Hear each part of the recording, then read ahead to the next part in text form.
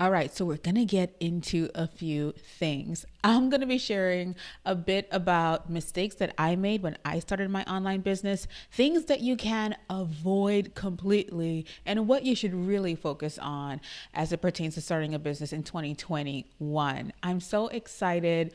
Buckle up, let's go.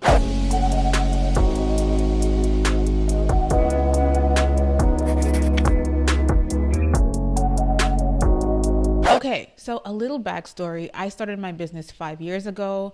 My business that I have right now was not my first endeavor. I tried all the things. I tried having an online boutique. I started blogging way back in '09. Between '07 and '09, I started blogging online.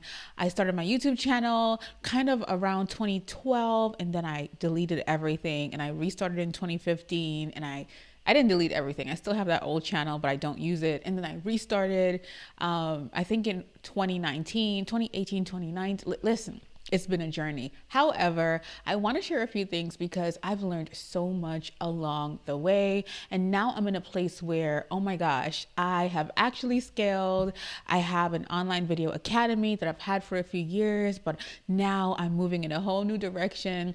I'm also a Thinkific expert, so online courses is my jam, right? And I've been helping others to build on the platform and monetize for a few years. So I have some really good tips for you guys. And listen, these things would have been a game changer had I really doubled down on them before.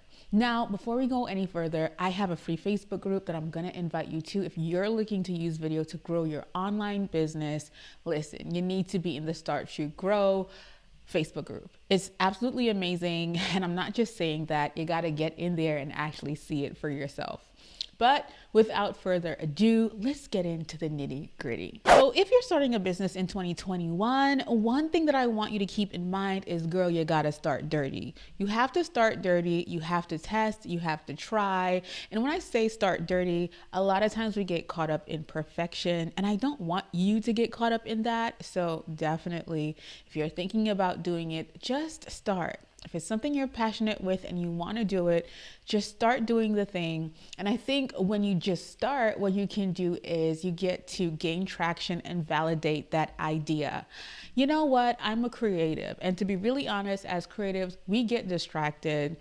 We feel like this is not working and I'm going to go over there and do that thing over there. And then we go to do that thing over there and then we leave that alone because we feel like, oh my gosh, this is not working. And then we go to the next thing. We don't ever really double down and try that thing over and over and over again. So you want to just stick to that thing and do it, right?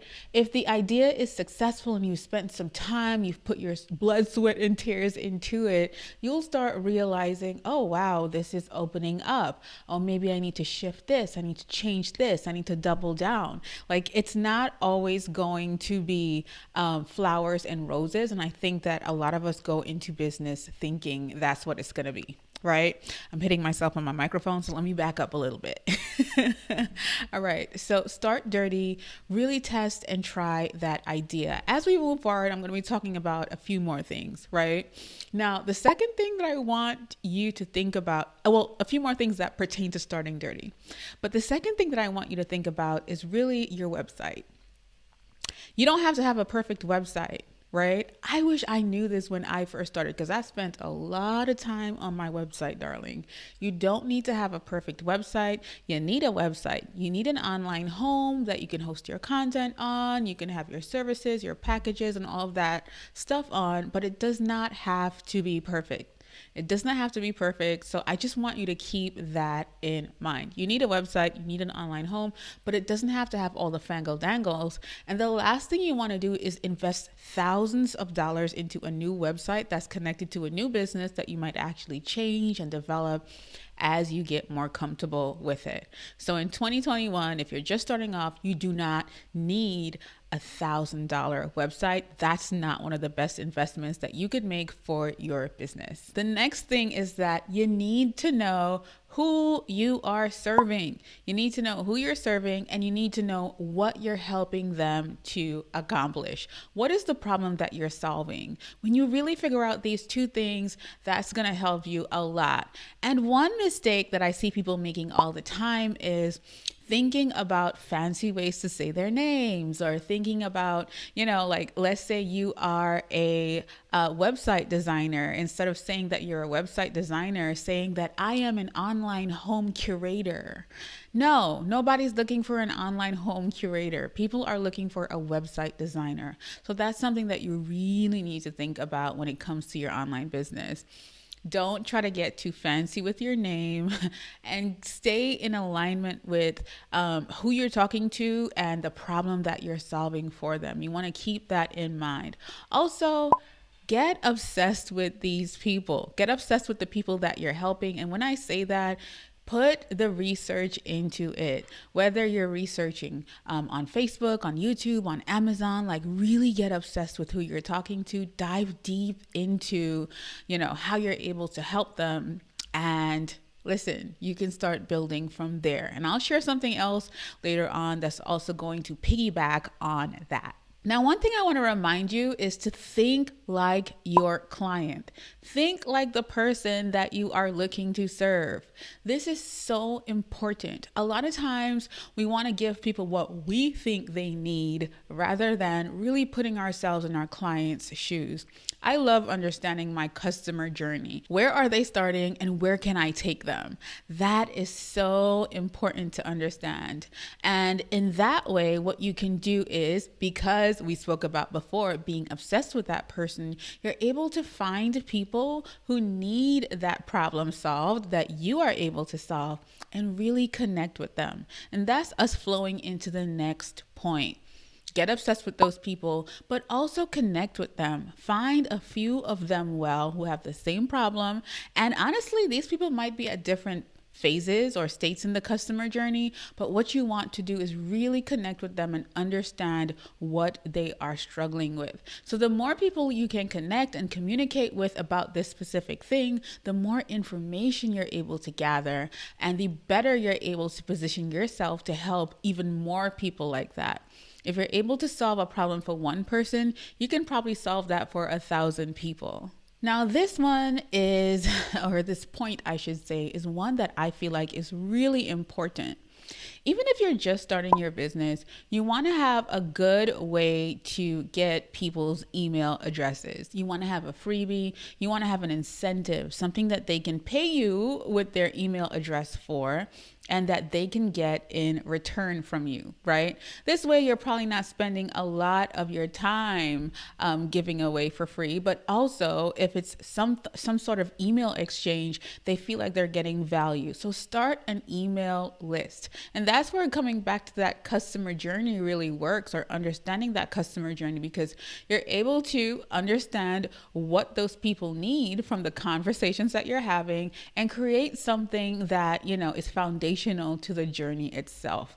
Start an email list. I use ConvertKit for my email list, and I absolutely love it. And I'll leave that link down below next to the Facebook group, which I would love to have you in if you're watching this video as well. Oh, one more thing. Listen, if you're not subscribed yet and you're halfway through this video, you need to do so. So head down below and subscribe, and turn that notification bell so that you know when we have videos uploaded. I go live every Friday at 7 p.m. Central, and you don't want to miss that, because we get to interact with each other. All right, let's get back into it. Now, the next thing you need to have is a way for your clients to pay you. So whether you have a system that people can actually pay you through, like, what is that? No, I was going to say bank transfers, but let's just get down to it. Whether it's Stripe or PayPal or whatever it is, have a way to get paid. If people can't pay you, then hey, it's not a business. So you want to get that set up, whether you're setting up Stripe, whether you're setting up PayPal, or even if you're using a client management system. Like I love using HoneyBook, and you're able to connect your bank account. I guess that's where I got bank transfers from.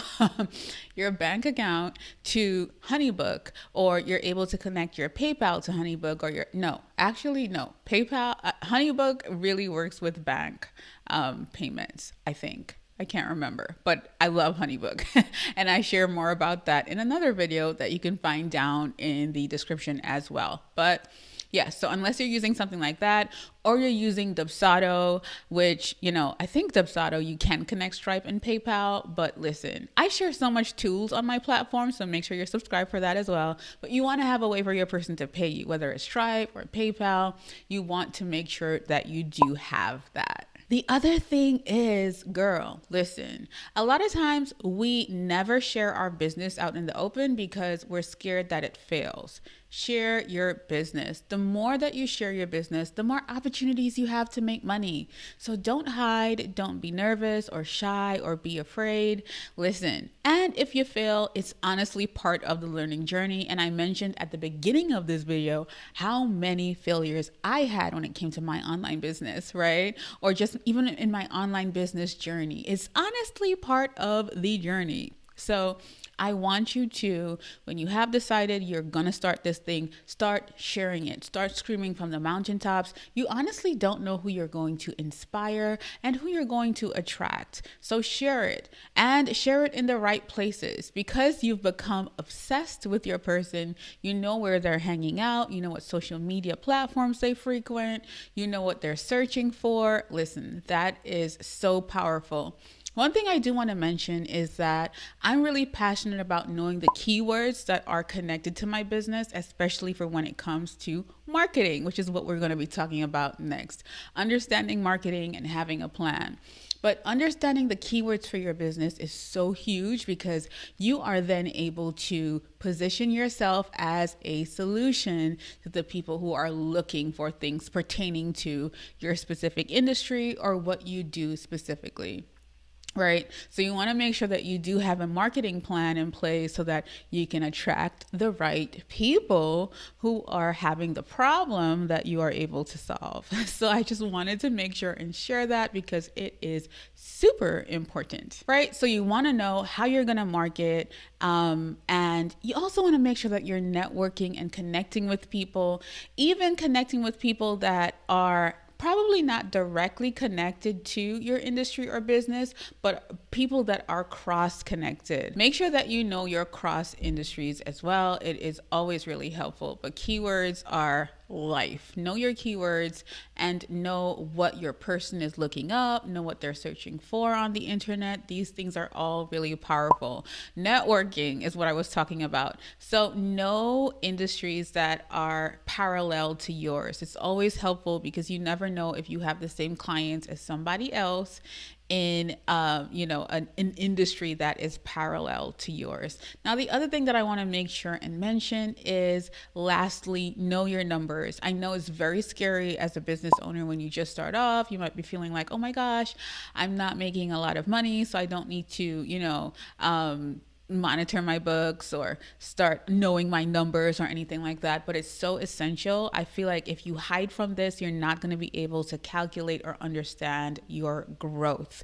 Knowing your numbers in business is super important, so that then you can create goals and you can create milestones and things like that that you want to accomplish. So I hope this was helpful for you. There are some things in here that I was probably oblivious about, or did not do, or was too scared to do.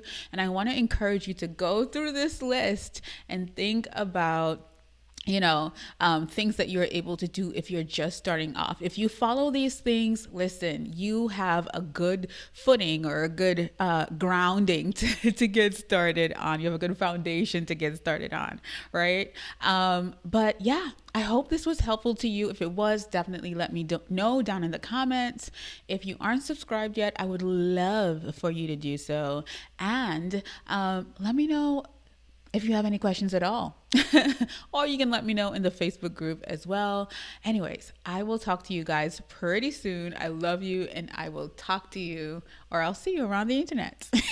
Take care, guys.